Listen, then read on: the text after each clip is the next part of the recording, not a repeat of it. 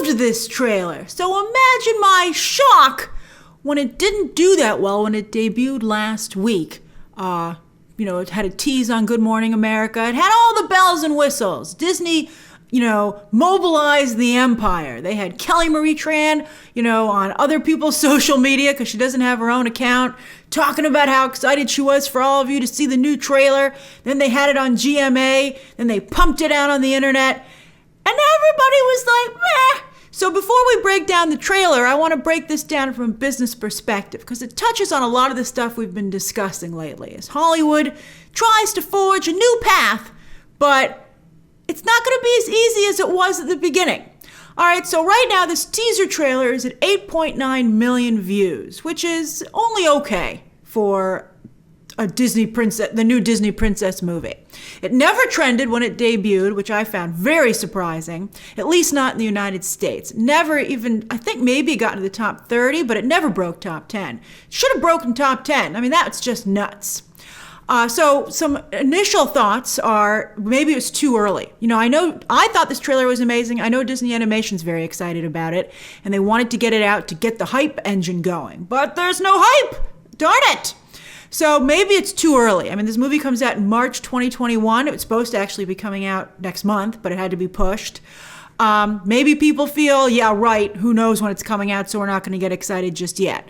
Maybe also just the pandemic in general has people a little muted in their enthusiasm for film because, again, who knows when you're going to get it. Now, I would like to say that Black Panther and Captain Marvel both had muted trailers compared to their fellow films in the MCU in terms of viewership.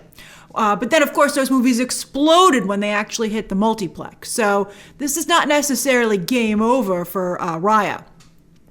Also, Frozen 2 was quieter in its anticipation and viewership than the first Frozen, but it was still much bigger than this.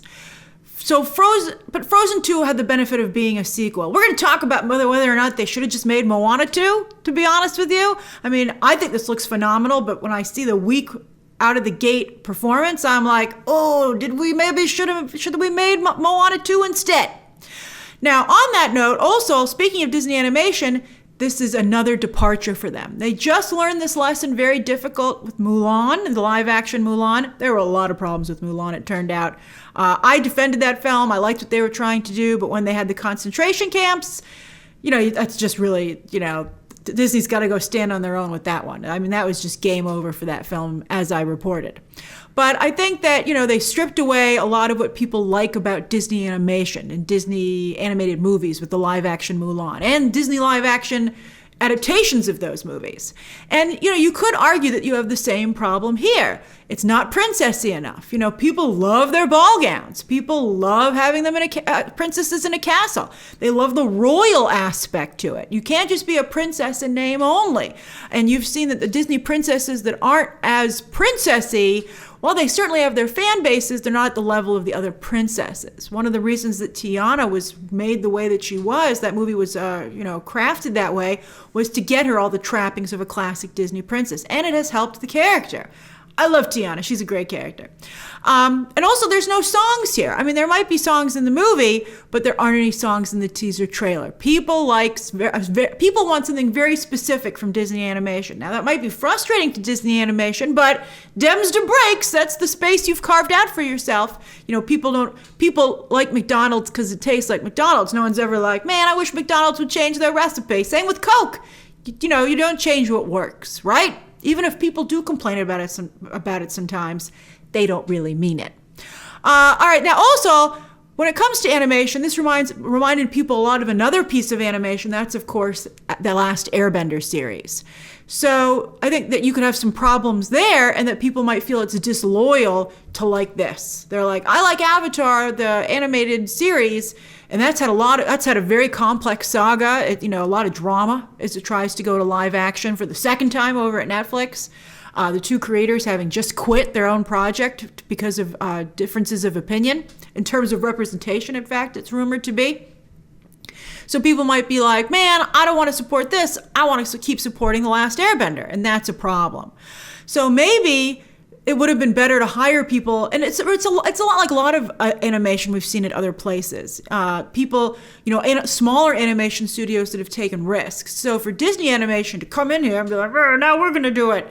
I think some people, I'd be curious how you feel about it. Because again, I think this looks phenomenal. So you're going to have to speak up if you're one of the people who's like, I don't know yet.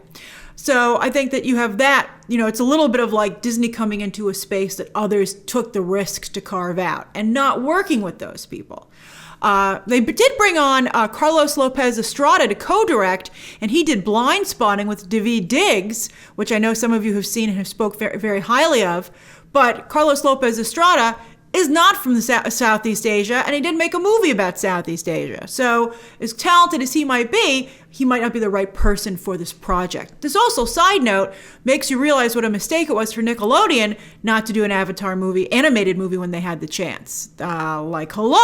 All right, so anyway, they were too busy saying they were, they backed away from the LGBT representation in Korra, stuck it on the digital service, and, Nickelodeon, that will always be like a black eye for them in terms of how they handled something really poorly. It's like you were downsizing it when you should have been upgrading it. All right.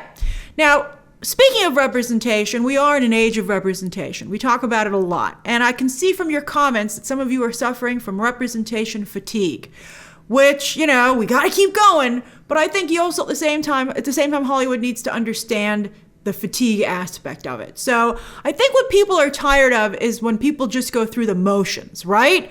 When people are just like, oh, look, representation, give me your money. And people are like, everyone's doing representation now. You got to work a little bit harder, right? And I think maybe this movie might have too much representation. I think it might have been a mistake to say we're going to represent Southeast Asia and women. They only have female characters that they're pushing. I think that's a mistake. I think that they especially because you could have gotten someone like Tony Jaa or someone from The Raid to do the voice of a male character, and people would have been really excited. So I feel like it's a mistake to be like, because, and Frozen already did feminism. Frozen already did that, with, we don't even need a Prince Charming, right? They really tried to, and they did, I think, succeed in breaking that formula. So I don't know if another movie needs to come along and do the same thing. I think maybe they should have just been like, we're the Southeast Asia movie, and focused on that. Then also, I think something that really is important, and this is why I've been making the same point in a lot of other coverage, and that's that, I think that people get excited about projects when they not only have representation on screen, but off screen in terms of the talent involved, from the actors to the directors to the writers. So people feel that there's some really cool opportunities here for people that they can root for. And so that's why you have to reflect what you're trying to have on screen in at least some of the talent behind the camera. People are like, oh, I'm so excited. And it propels the whole project forward. So there's no Southeast Asian talent, at least in any of the lead roles and any of the lead behind the the writers are, have either from that region or have that heritage. But you have producers and you have directors who are not. And your voice talent, while the voice talent here, Kelly Marie Tran and Aquafina, are both Asian, they're both US born. And also, they didn't use Aquafina for the teaser, and she's their biggest gun, and that might have also been a mistake not to involve Aquafina. They bet it all on Kelly Marie Tran. For the second time, Disney has done that, and so far, they're coming up empty. I would love to see Kelly Marie Tran succeed. I think in this teaser trailer, her voice work is phenomenal. But there are some people who just don't click with audiences, like Ryan Gosling. Ryan Gosling certainly has his fans. I love the guy. I think he's super talented. But for some reason, he just can't break through. Jessica Chastain is another person. Where some people really are a fan, just can't break through. And I'd have to say, we'll see what happens with Moon Knight, but I don't know why Disney's pushing Oscar Isaac so hard, because he too has struggled to really break through. He certainly has his fans. He has a very impressive career. But when you're asking most people to go buy a ticket to support him, the answer is usually no thank you.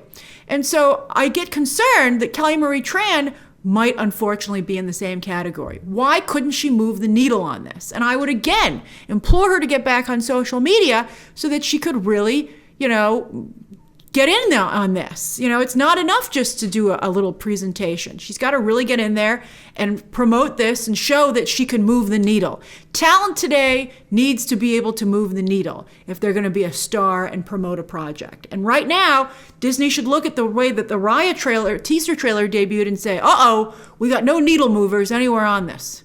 Nobody here can move the needle, and that's problematic. Now, usually Disney Animation can move the needle all by itself, but maybe Disney might have finally gone too far in a lot of their not so nice practices towards their employees, and their price, you know, and like the fact that like their main their executives got their salaries fully restored while other people are still furloughed or outright fired. I mean, they just stripped away all the talent that works at the theme parks, well, at Disney World, over the last day or so.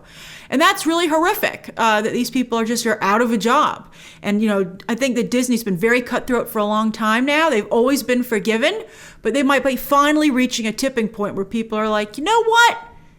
You're not the company that you were before. And so they should be very wary of that. Now, Moana also never made a big splash. Has never made a big splash as a property, but it's been slowly building into a massive juggernaut that we see every week trending on Disney+. So Raya could follow in the footsteps of that film. I mean, but again, maybe they should have made a Moana 2 instead of this, you have to wonder. Although, more Moana is coming. All right, so anyway, let's go through this. I'd be very curious to see what you think is going on here. But I was shocked, again, shocked that this was not better received. I mean, look at this first frame. It's so beautiful. What more do people want? Well, I mean, I just went through a pretty long list of problems, but this just goes to show you why it's not just the creative, especially today. It's the whole package, and the business aspects are very important, and people need to think about that when they're constructing it. I mean, people are very savvy these days. Moviegoers are very savvy, thanks to, you know, I hope I can do my part to contribute to making you savvy. But it makes a difference. But look how gorgeous that is. So, of course, at first, I love that Disney plays with their title cards. I enjoy it every time. I think they do such a great job. So there, on that, like, moon or crescent-shaped mountain, which is pretty cool in and of itself, there's a castle. There's a castle. Maybe they should have showed more of the castle. Maybe she's in that castle, but they should have made it clear because people love castles, especially when it comes to Disney animation and princesses. So I wonder how you get up there. So anyway, there's a gorgeous castle that's nestled on there, almost like it's a crown itself. Isn't that cool? It's like a little tiara nestled on top of that mountain. And then look at the village below with the lights and everything. And it's nestled in the mountains. And it's just such a beautiful place to be. I'm like, I'd love to be there. And maybe they should have shown us more of that. Maybe they shouldn't have focused so much on action here. But that's gorgeous. I love it. All right. So then we have some beautiful little pixie dust. And okay, now I'm not going to pretend that I'm an expert on Southeast Asian culture. So I've seen a couple of other people. You guys have sent me the videos of people who've gone through here and referenced all the different parts of Southeast Asia that are brought up in this trailer, which I think is lovely. Although some of you have mentioned that by referencing so much in so many different countries in Southeast Asia, it's diluted to the point where this doesn't have an identity, which is, Disney's probably like, God damn it! I told you, it's tricky. Representation by itself isn't enough these days. You gotta really do the job, and you gotta think of the narrative.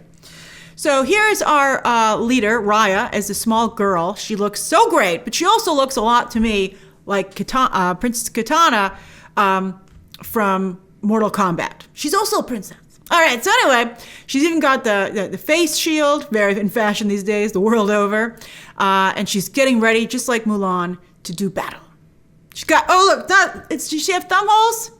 Kind of. Awesome, I love it. So she's got all the different trappings of the culture as a warrior. She's got her Eskrima sticks. To me, that says Nightwing, and you'll see how effective they are. I want to see Nightwing using his Eskrima sticks and more, and maybe in Titans Season 3, he'll be using them even more.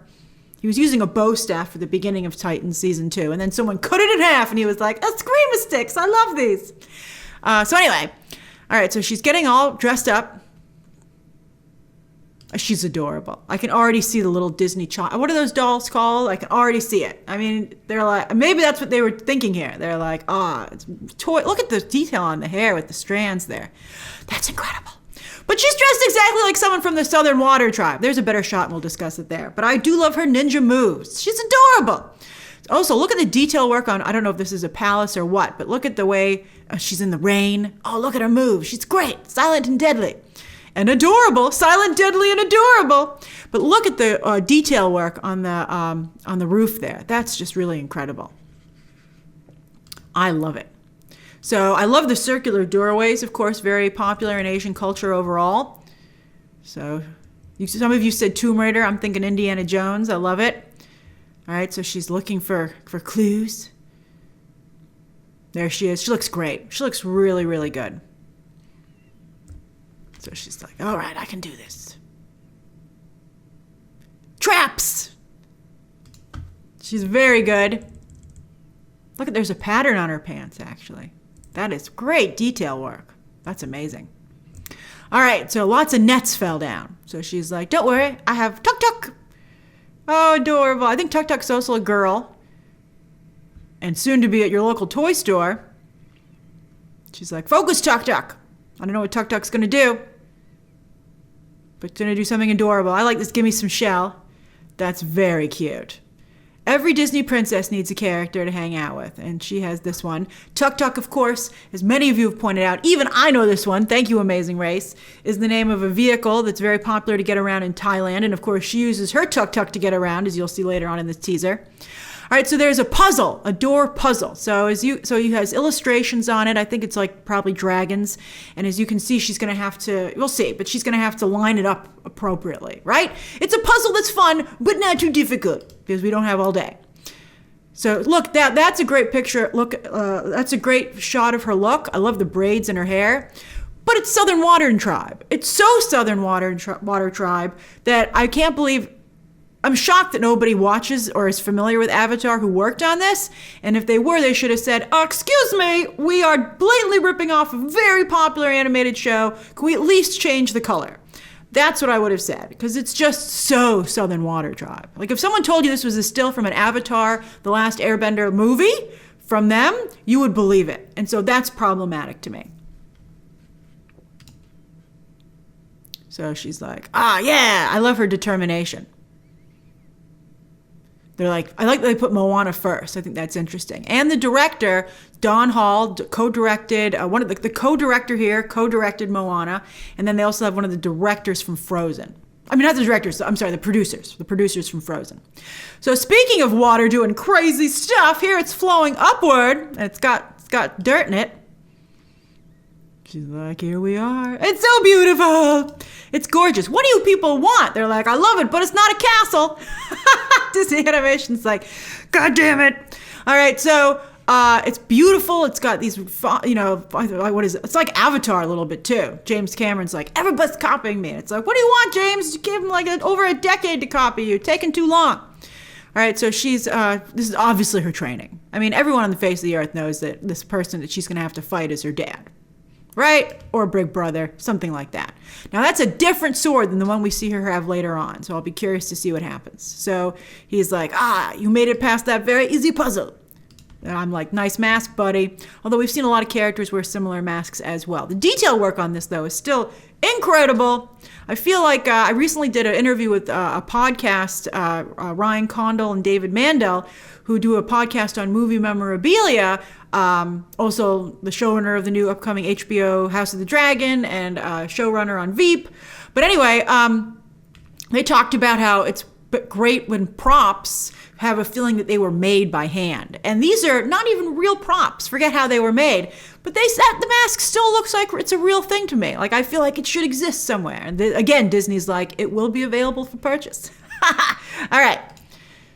So sword versus the Screama sticks.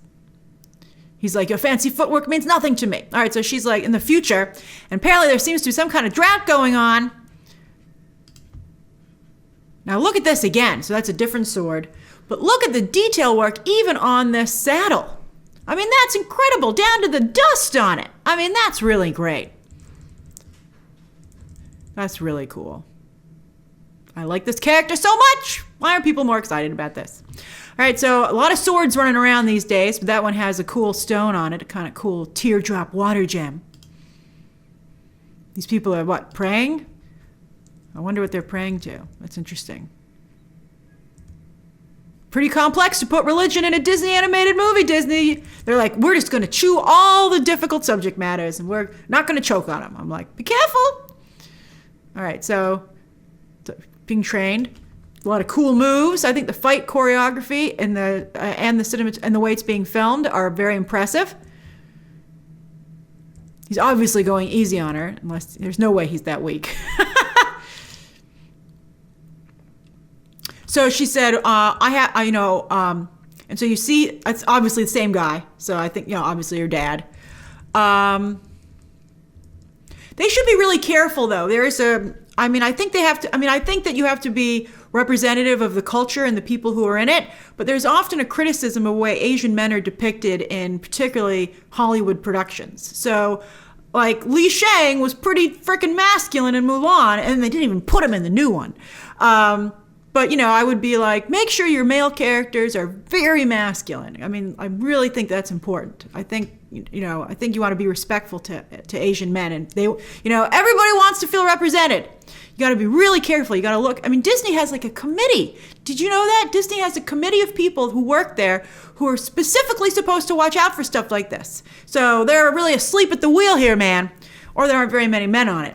All right, so they have different tribes, right? Also very Avatar-like, and they're all thankfully color-coded. I do have a favorite tribe. All right, so let's go through them. Here's the orange and yellow tribe, and they all have different weapons, right? So they have like a scythe, like a moon-shaped scythe, right? It looks like a short-range weapon, but they're going with it. Then they have this very cool magenta tribe, and they have this cool wavy blade, but it's also on a short stick. Then this tribe, which is like wearing the it's like a gray, a silver I would call it. Let's go with silver. And they have that blade on a slightly longer weapon, and they're pretty cool. They're my runners up, partially because I do like wearing dark colors so much. Although I do have a magenta shirt that I like quite a bit. But anyway, that's my favorite tribe right here, largely because this lady in the front is giving off major cool vibes. I'm like, that lady looks like she's awesome. She looks like she's in control. She looks like she's tough, firm, but fair, right? And she looks super elegant and regal. And I like that their weapons are for long distance. You want to poke somebody, stabby, stab, stab from far away. So they look really cool. Everybody looks pretty upset. All the tribes are not in a good mood. And I like the white and the gold. That's a pretty cool look, especially for this climate. I'm going with this tribe. This is who I want to be with. And what the heck is that animal in the back? Looks like a dog human. Those people have elephants. Everybody has different animals. I like this kind of like, I don't know, this one maybe looks too human though. They might rise up and try and defeat us. Oh, the other people seem to just have tuk-tuks or something. I'm not sure what they have. But that's my tribe. What tribe do you belong to? I'm going with the white and the gold. They look awesome. All right, and I like our leader. All right. So that's great. She's very Dick Grayson, very Nightwing. Look how she's standing on his own knee. She stood on his own knee and kicked him in the stomach. That's pretty offensive. I love it. So Tuk-Tuk's got some moves. I like the animation on that so much. Oh, but look, see, it doesn't go well for a second because she's not a Mary Sue, damn it. So she's like, oh my God, my face almost went in the water. I'm like, it looks pretty clean. So they're like, oh, look. This is the last dragon, and that's going to be Aquafina. So this thing really should have voice bubbles, right? Because Aquafina loves to talk. So I'm like, we're missing the voice, the talking, the dialogue. So that's the last dragon. And she's like, I will find it. That's a great slow down shot. That's a beautiful shot. I love that. That might be the poster frame for this breakdown. I don't know if it's going to stand out enough in small form, but this is one shot where you're like, this needs to maybe be seen on a big screen, but it's just gorgeous. So she comes to a stop. She's like, I'm Raya. And that's a great expression on her face. I love it. Also, it looks pretty nice around there to me. It's like a cool desert. But anyway, I love that, she's determined, but she's unsure. And that's what you want to see in your heroine. Especially because we don't want any Mary Sue criticisms. So she looks great. I love her outfit. I love her hair. I love the expression on her face. I think Marie Tran's doing a great job with the voice. It's perfect. So why didn't people like it more? And then look at this cool intro. Oh yeah, she's standing in the rain like a cool hero. Oh look, there's like some place to go in over there, and she's probably maybe surveying it, being like, "Okay, we're gonna do this." It's really super cool. And then there's these cool shards of some kind of gem. Oh, look at that! Look at the focus on the hat, and it looks almost real, and the rain dropping off of it. I mean, it's amazing. And then Raya the Last Dragon, and I love the detail work on her name. Oh my God! All right. And she's like, tuck. And look at her. She looks so great there. Look how great she looks. I love the way her hair is braided to keep it out of her face. She looks fantastic. Whoever gets to play her in the theme parks, although they're not hiring anybody right now, but eventually someone will play her in a meet and greet, and they're going to look fantastic. So she's like, and I love that. And she's like, boy, tuck, come on. So, and I like that she's like, you're getting a little too big for this tuck. And I think Kelly Marie Tran delivers that perfectly. Really, really great. I think her voice work here is phenomenal. But they're still pals. And they're like, March 2021, maybe? And then Disney Raya is the hashtag. I think maybe it should have been Disney Dragon. Maybe that will get people more excited. It's dragons. All right. And then there's the dragon, of course, in the back. It's a water dragon. Ooh, a lot of hair for something underwater, but we'll allow it. So what do you think? What do you think of the trailer? Why do you think maybe it's not clicking? And how do you feel about, this, Hollywood trying to be representative? What do you think it takes to make the stuff work? And if you do feel some representation fatigue, why? And because, we don't want to get rid of representation. So how can we make it that everybody's happy but feels refreshed about it? All right, share those thoughts down below. Subscribe today. And of course, as always, you can check out some more videos right now.